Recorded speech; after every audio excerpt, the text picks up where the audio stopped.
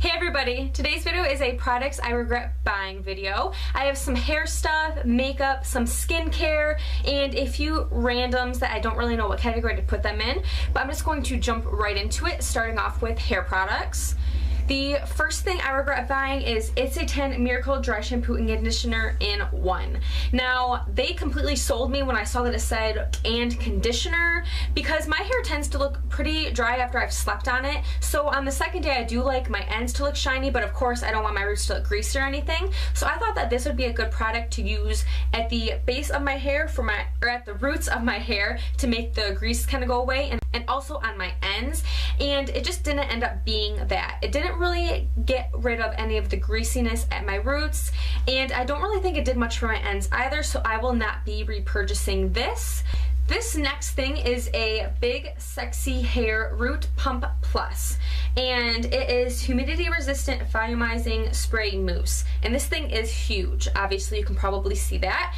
It is almost completely full. I've had this for, oh man, at least 3 or 4 years, and I've used it a few times different ways, but I just could not find the right way to use it. I do have fine hair, so that might have had something to do with it. If you have thicker hair or not such a fine texture, then this might work for you, but on my fine hair it did not work for me at all. When I sprayed it on my roots, it felt super clumpy, which I do not like at all.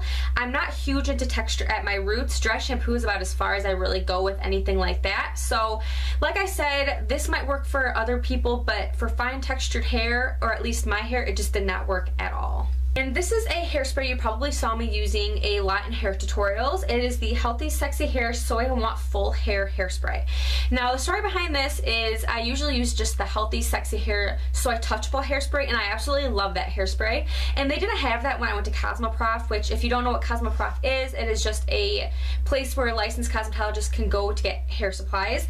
And so I decided just to give this a go because I do like the Healthy Sexy Hair line that Sexy Hair has. And I did try to really give this a go, but I'm not a huge fan of it. It's a little bit crispy and it wasn't as workable, so I won't be repurchasing this, but like I said, I do like the regular Healthy Sexy Hair Soy Touchable Hairspray. Now here I have a shampoo. It's by Tressa, I think is how you say the brand, and it is the Watercolors Color Maintenance Shampoo. It's sulfate free, and I got it in the color Hazelnut. And what it's supposed to do is neutralizes copper and orange tones in light brown hair. Now I think this would be awesome for somebody that did not have any bleach at all on their hair, whether it's undercolor or highlights or whatever it may be. Even though I have had brown in my hair, which if you watch my videos you've probably seen a few months back where I just had darker brown hair, I still had bleach underneath that brown. So when my hair had faded, this really would turn my hair green. Like parts of it where I knew I had the highlights before, it would just be a really muddy green color, which I did not like. If you have natural brown hair or have never highlighted your hair or anything like that, I think this would be great for neutralizing those copper tones. But for somebody with bleach in their hair, or at least under the color, I don't think this would work at all. Watercolors does have quite a few different colors, so I do think that this is a great idea because it neutralizes colors or adds pigment into the hair. I know they have a red one that works awesome, but this one for me personally, it just did not work. I do like the idea and concept of this, but I think I would probably go with another color next time if I did decide to purchase this shampoo again. Moving on to makeup, this is the Kiss Ever Easy Lashes. It came with 5 pairs and it's in 03, but it did come with an applicator at the back, which honestly I didn't see until now when I was kind of looking over all the products, but I think that's just supposed to make it easier to apply the lashes, and I can't remember exactly, but I believe that this might have come with it. I'm not quite sure. This is just lash glue that I also do not like. It is the Waterproof Lash Grip Eyelash Adhesive. It took forever to dry and it was super clumpy, so I did not like that either. But these, I don't know if it's just because I'm not good at putting on false lashes at all. Like, I'm definitely not an expert by any means, but these just did not work for me. I only use them in Halloween tutorials, and it seemed like it took forever to put on, and obviously I know I don't apply them like ever, so it's gonna take me longer, but the band seemed super thick and hard to work with. It didn't really move and flex like I thought it would, so I don't think I'd repurchase these if I did give lashes another go. And while we're talking about false eyelashes, I do have this Revlon Precision Dark Lash Adhesive. It is, if I can even open it, like I said, I used this around Halloween, so it's pretty clumpy. It is a brush on formula, and it is black, which I thought was awesome because then it would match my lashes. And I don't know, this didn't work well at all. It was super messy, and like I said, I'm no expert, so that might have been the main reason, but I found that it was super messy and hard to work with, so I don't think I'd be repurchasing this one either. Now, I love Maybelline products, and this is the Maybelline Eye Studio Gel Liner, and this is just in the color Blackest Black.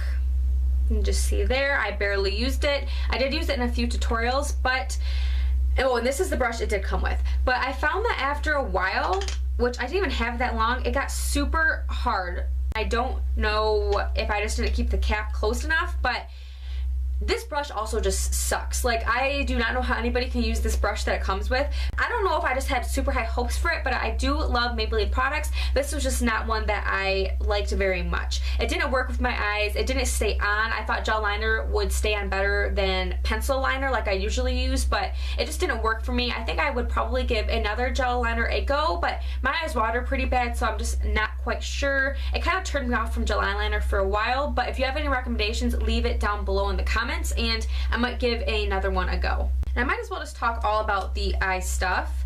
Now, this is also a Maybelline product, and it is the Master Drama Eyeliner in Midnight Master, and it's also the Eye Studio collection. Now, I used this a lot in tutorials back when I first got it, and it is just a pencil liner. Let me just kind of show you. Ooh. Yeah, you can see there, I don't know if you can, it kind of clumped as soon as I swiped it, and when I first used it and the point was super sharp, I absolutely loved it, but I found as the point kind of went away and it got super flat, it started doing that to my eyes where it got kind of chunky. It definitely smudged throughout the day, and I do have really bad allergies and my eyes normally do water, like I said about the gel liner, but I've usually had pretty good luck with pencils before, and I used to even set this with the Urban Decay Perversion eyeshadow. It's just a black eyeshadow. I used to set this and it would still kind of smudge like in the corners. Like I said, I loved it when it had that nice point, but as soon as that started to sort of dull down, I just wasn't a fan of it. It got super chunky and it smudged a lot. You can see there, it's already been in my hand a few minutes as I've been talking about it, and it just smudges completely. So it just did not work for me. I believe I used this next one in a tutorial, and this is the CoverGirl Flamed Out Shadow Pencil, and it is in the color, man, I have no idea what color this is, 335? I feel like there was a name, though. I have no idea. It is the greeny silver one. You can kind of see there, that's the color that it is. I believe it's the only one that's like this. And when you swatch it, I'll kind of show you here. It looks really pretty. And it does definitely work well, but I found on my eyes, it felt really oily and kind of watery. And I felt like putting a shadow over top would just make it crease or crack or whatever you want to say. It's still a little damp, but it stays in place pretty well. I just don't like that feeling on my eyes, like that wet feeling. I don't like cream shadows just by themselves. I always have to set them with a powder. It is just maybe a preference of mine. I don't think I'd repurchase anything from the Flamed Out pencil shadow line or whatever it is, but like I said, if that does not bother you, or you can find a shadow that is the exact same color as that, I think it'd work great, but I'm just not a huge fan of that wet feeling on my eyes. This next one is a NYX Gold Glitter, and it is a eye or eyebrow pencil, which I find very weird. I don't know why you would put glitter on your eyebrows, but it is just a shimmery gold, and I really do actually like NYX eyeliners, but I'll kind of show you here. And that is that. I think it's a very gorgeous color and I like the sheen on it, but the sparkle in it is very large. And I know it says glitter, so I probably should have known better, but I was picturing it more of a sheen because when I looked at it in the store, it didn't look super chunky. And I think it probably does now. Probably, I have no idea, but it just looks super chunky, and I'm not a huge fan of that on my eyes because I find that I have a lot of fallout whenever I use any kind of glitter, even with pencils. Like you can see around this, or maybe you won't be able to, I can, but like around here I can sort of see glitter fallout, which I'm just not a huge fan of. So I think if it didn't have that chunky glitter and just like that sheen with the gold, I would absolutely love it, but since it is a little bit on the chunkier side, I'm just not a huge fan of it. I feel like I'm really knocking Maybelline products, and honestly, I'm absolutely in love with their lines normally, but their eyeliners just have not worked for me lately. This is the Maybelline Master Precise Black Eyeliner, and it is a tip like that. And kind of the same thing with the other eyeliner from this line. It worked great when I first got it, but then I noticed as I used it, it really dried out, which it seems to be working pretty good right now, which is sort of a disappointment because I can't really show you guys why I don't like it. I found that after a while, this would really only last maybe a month if I had used it almost every day, and then it would get super dried out. Now I haven't used this in over a month, so I don't know if maybe since there hasn't been air getting to it that it's starting to get its liquidy formula back or something like that, because those look like pretty good swatches in my opinion. I don't like having to work on my eyeliner when I'm putting it on. I'm not one of those people that are going to fuss with their eyeliners for like 10 minutes, and I know if you're one of those people, that's completely fine, but I just do not have the time in the morning, usually before work, to mess with it. And I'm also not that great with winged eyeliner. I thought that that would be a better option to sort of try it out, and it just wasn't that great. And it dried out super fast, and I don't think it was a very cheap eyeliner, so I was pretty disappointed with that.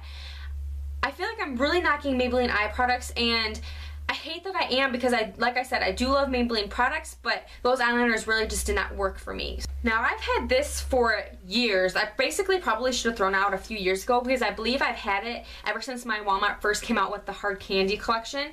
And this is the Moon Glow, and it is a luminizing powder. As you can see, it's very light, which is fine, but when I go to swatch it, it almost looks like just a white shadow. Super light, which is fine if you were to have a lighter skin tone, because when I put it on my skin, and I'm not even really tan by any means, I put it right there, and I don't think you can really see it. You might be able to see a little bit of a glow, but I think this would be okay to use as, say, like an eyebrow highlight, but for a highlight that you would wear on your cheekbones, I don't think it would show up enough. Maybe if you were going for a lighter, more natural look, it would work, but I think I'm just going to pitch it because it's probably expired, first of all, and second of all, I don't think it would work with my skin tone very well. Now, this is a hard candy blush, and it is in the color Honeymoon, and it is one of the Blush Crush Baked Blushes. It's a really pretty pink. It has a little bit of gold and some purple in there. And it looks super pretty. When you go to swatch it, it is super shimmery. And I'm just not a huge fan of that super shimmery look right there. And like I said, maybe if you had lighter skin, it would work for you, but this is definitely not a blush. I don't even know how they can really call it a blush. Now, I know baked blushes are going to have a sheen to them, but that, to me, looks like pure shimmer, and I am not a huge fan of super shimmery blushes. It is just not my thing. I'm more into matte shades, or, I mean, I have a few shimmery blushes that I like NARS Orgasm, but it needs to be a little bit darker and more pigmented. That barely has any pigment to it. The swatch looks nothing like it does in the pan. Like this, like I said, it's such a pretty pink color in the pan, but it looks nothing like that on my skin. So I'm going to be getting rid of that. And this is another thing from the Baked line. It is in the color Tropics, and it says you can do it on wet or dry skin. And again, super pretty. And then when you go to swatch it,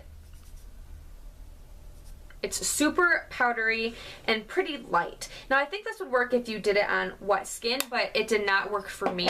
Pretty orangey, you can see there. And I think maybe it would work better as a blush because it is more pigmented than the blush. See, there's the bronzer right there. And the blush is right above it. So I would almost go for something more like this for a blush because I do like it a little bit more on the pigmented side. But I don't think it's good for a contouring bronzer or anything like that. I think maybe if you're wanting a summer glow it would work, but I just don't really think that the baked products are for me necessarily.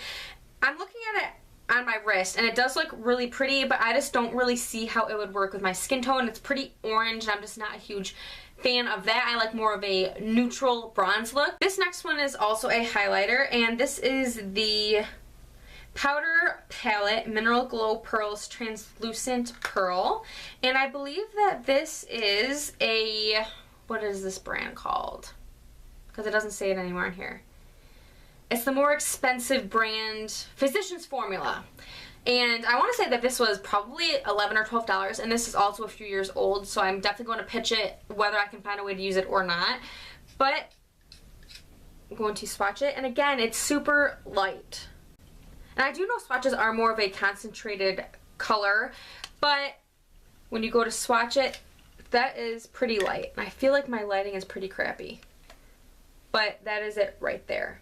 I think on a paler skin tone it would definitely work, but I'm only using Jergens, the Natural Glow face and body moisturizers or whatever, and I just feel like this is still too light for me. And it's also a little bit too much on the pink side. I'm more of a golden highlight person. I'm not a huge pinky highlight person, if that makes any sense at all. So like I said, if you have lighter skin tone or if that is your kind of highlight, then I think that it would be great to use. Otherwise, it just does not work for me.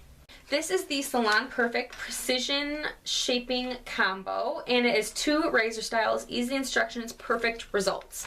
Now you can see that there's 2 different kinds in here. There is the Precision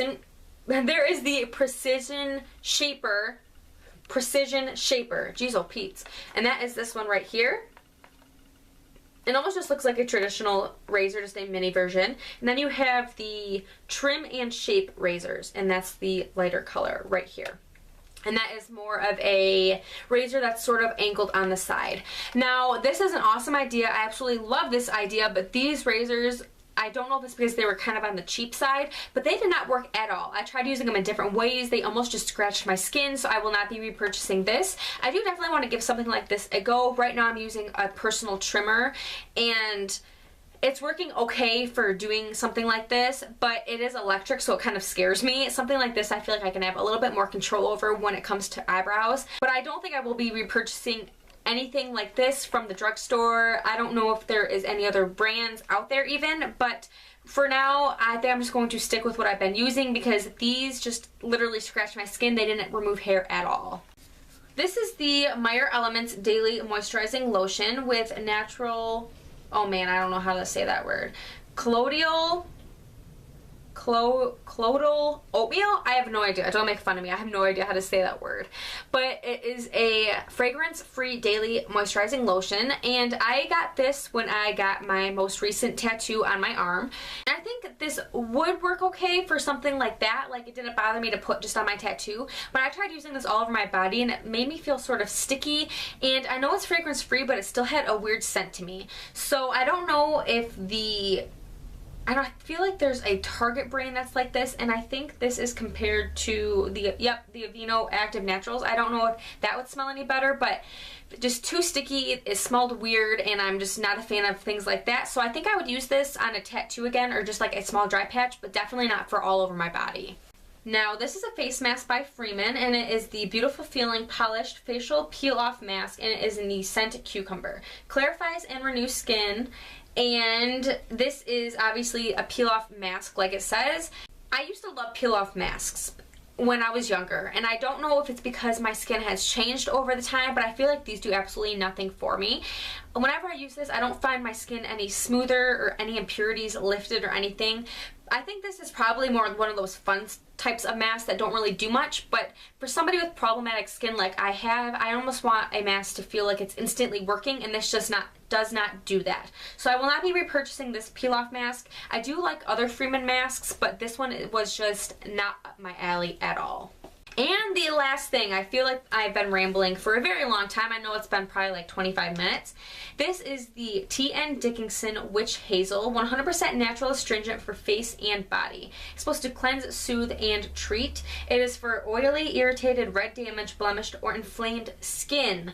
And this worked obviously for a long time. You can see a lot of it is used up.